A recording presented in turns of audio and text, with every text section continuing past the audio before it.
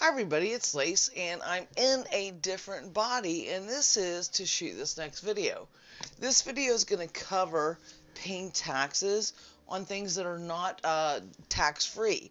Now depending on your pledge level, you got a lot deed that was tax-free. Right now we're still in the process of everybody being able to set one deed one time per person. Like some of the royal founders, let's say if they had like, I don't know, if it's like a Duke pledge, they got the Duke pledge lot size and a village deed, and then some of the lower ones might have gotten a I don't know, a town in a row. I don't remember all those things offhand, but a lot of people have two deeds, two tax-free deeds at a time based on their backer pledge. They can only place one now, and this is a rolling thing going on through August 24th. However, depending on what deed you used, some people may owe taxes because as a backer, you may have that Duke and you may have that, keep-sized founder tax-free lot deed. You may have the village, but you might have bought yourself a little row house. The row houses are around 85, 100 bucks, somewhere in there, depending on when you bought them. Sometimes with a 15% off, sometimes this, that, or the other, but they still have taxes due. Currently, as of R32, the taxes due on a row lot are $500 a day. There was a question in Nobles, so this was somebody obviously that had a higher pledge but was trying to pay their taxes on it. They'd probably bought a subsequent smaller size lot. And to answer that question, everybody responded, but not everybody has access to the Nobles channel. So to answer that question for anybody, how do you pay your taxes?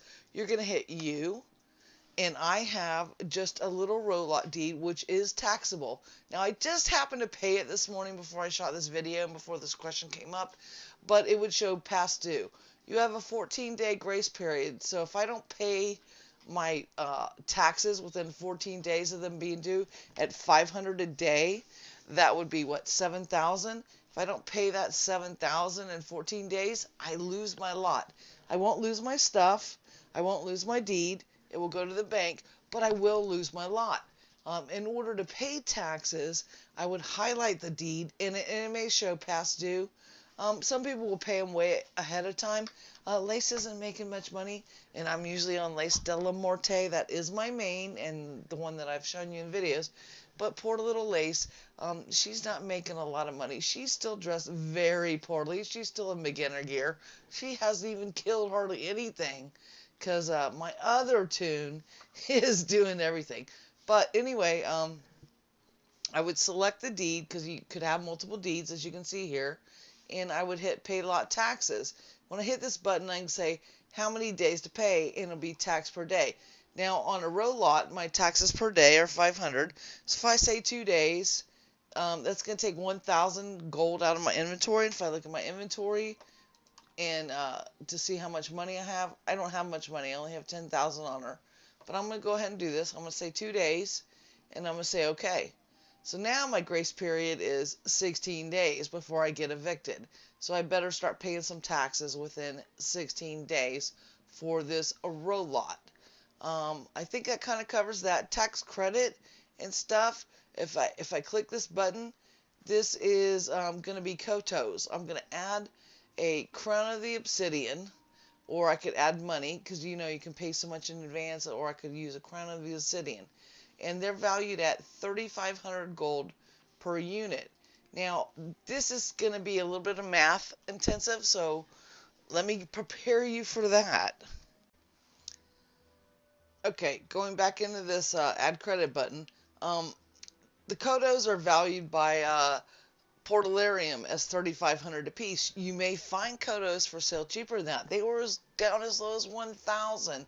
So if you were a brand new player, you'd done a really tiny pledge like off Steam of $35, and maybe at some point you had bought a village lot.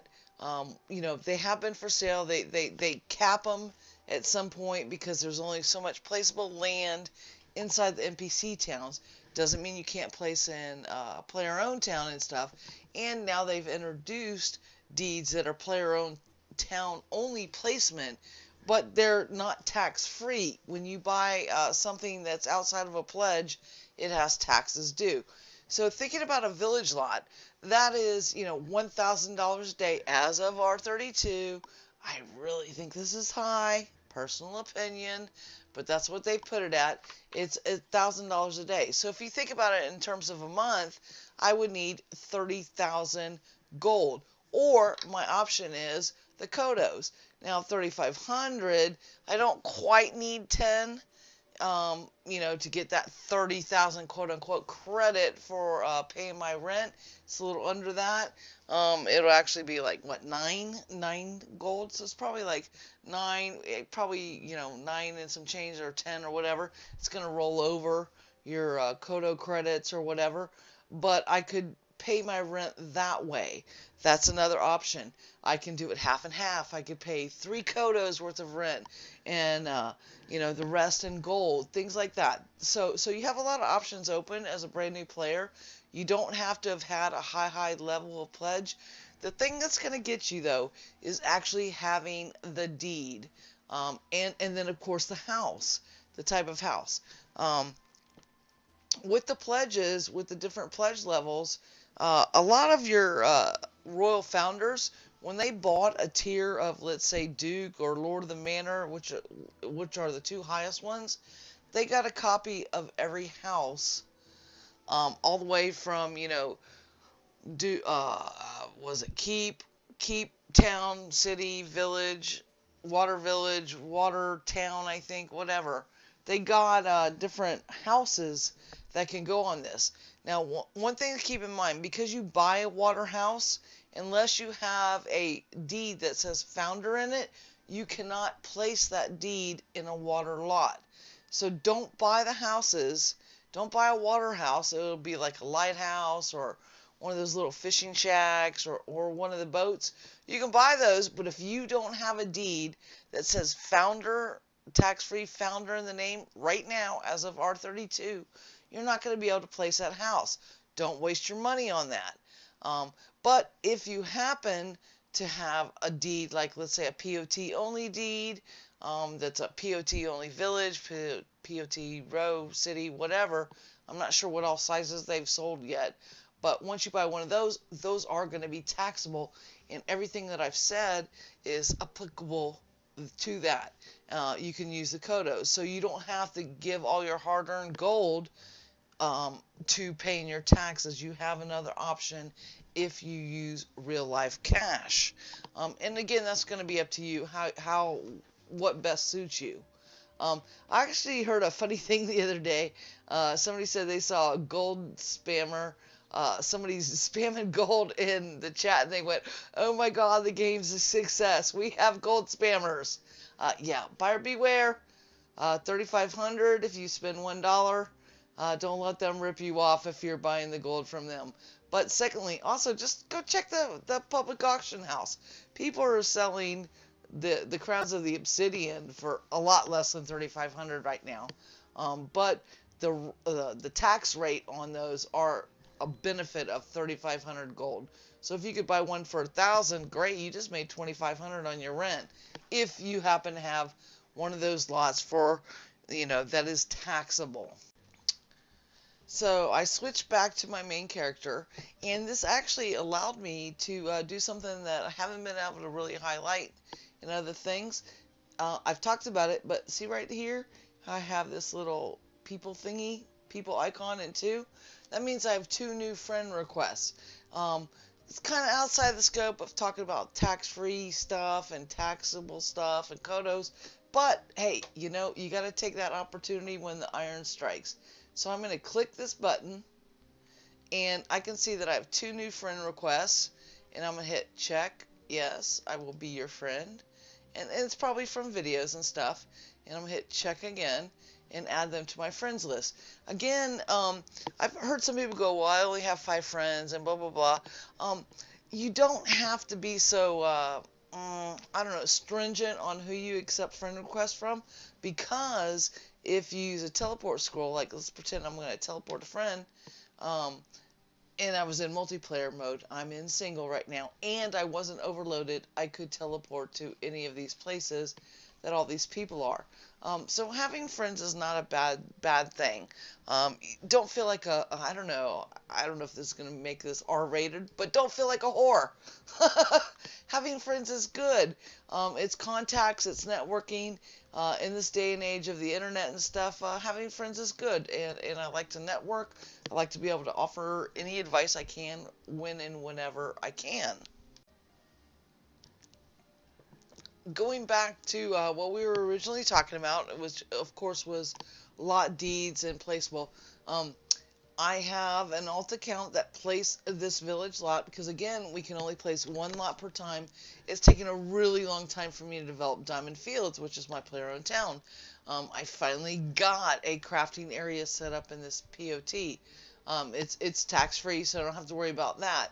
But also, one of the things that was pointed out in Noble's channel, and this is by Rofo, and it was actually something I hadn't thought about. Depending on your pledge level, you may have gotten something called a pledge orb. And actually, I'm going to dig this out real quick. Hold on one moment. Actually, three things I want to point out. You need to have in your inventory this Noble's Magical Discourse Orb that allows you to talk in Nobles, and you can do /N to talk into it. In addition, you have a Royal Orb and a Royal Scepter. I believe it's a Scepter, and somebody can correct me if I'm wrong. But when you have this Royal Scepter and you use it on, like, let's say if I look at this lot, this one's not taxable, but let's pretend I had this in my inventory and I was on a taxable lot that somebody owned. When you use it, and you can use it once per month, what it does is it reduces the tax rate by 50% for that person. So let's say you have a buddy that you're trying to get into the game, and they bought a really tiny package. You know, they did a 35 pledge. They bought an $85 row house. Very small investment, relatively, and you can waive that. So now their taxes per day are $250. You could do that once per month, and it helps, reduce their cost of rent. Again, like I said, Rofo said, wow, it'd be really cool if we just went out and just reduce people's taxes for new players. I think it's a fantastic idea. I actually brought it up in the Hospitalers that he had said that. I think it's a great outreach thing. The problem right now is, though, most people that are placing lots are obviously way higher pledge levels, therefore they're mostly tax-free. But as the game grows and as we approach that quote-unquote launch date, it's something to keep in mind. Just doing, random acts of kindness and reducing the rent on somebody. He said maybe, give them to the guild leaders to do that for their guild. Yeah, I have my own guild. No, I prefer to actually control who I give this to. It's a 30-day cooldown, but I really want to do it for somebody that would absolutely appreciate it rather than just randomly giving it out to the guild. That's all your choice and stuff. That's just my thoughts on it. I think it's a fantastic idea. And again, I put it out there to the Hospitalers because most of them, obviously, since we're already in pre-launch, most of them probably have the scepter and stuff. Not all. And don't feel badly if you don't. But if you do, this could be a really wonderful way to just help a new player out. Waive their rent by 50%. Give them a leg up for 30 days. Allows them to kind of learn the systems, get used to things, and then do it for the next person you encounter. It's just a thought. Don't have to do it. But going along with that, there's no way to really tell if it's a lot like let's say like Lace that I showed you. She had a row lot that was taxable. Lace is a duke, I don't think Lace should get a rent reduction. I think it should be for somebody a little bit different than Lace. Personal opinion on her row lot. But I think I would rather give it to somebody that had a village that was a brand new player. What you do with it was up to you, but that's probably how I would spend it. I wouldn't even use it on my own characters. I would use it to help grow the game. Say, hey, look, here's how you can save some rent. I'll do it for you this month. I may not have it available for you personally next month. I may give it to somebody else that's brand new. But here you go. Helps you out. In going with that thought, It occurred to me that it'd be nice, and this is not just for doing rent exemptions and stuff.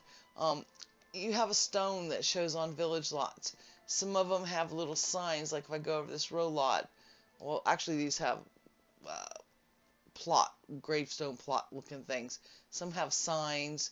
Some villages have signs. And, it's either, a ground marker or it's a standing sign. To me, and this is kind of going to the game ArcAge and stuff, where you'd have to go around and look for things that are going to expire if people didn't pay their rent. I'd love to see this glow if they're like 3 days left before they're going to get evicted. That to me, as somebody using Orbon, would be one thing. And then the second thing is somebody that's trying to, scavenge up some land. Wow, that'd be a pretty cool little tool. I don't know that we're ever going to get that, and you might just have to click. So, like, if I click on this one, I don't actually own this lot, but it shows it expires in 119 days. That means it's tax-free. Other ones, if I went to that row lot that Lace owns, it would show that it expires in 16 days, as we showed in the UI there. Anyway, I think that kind of covers what I wanted to go over. And again, thanks everybody at Nobles for just kind of talking about something random that made me go, wow, some people may not know about this stuff, and it's a good idea for a video. So take care, happy hunting, and be safe.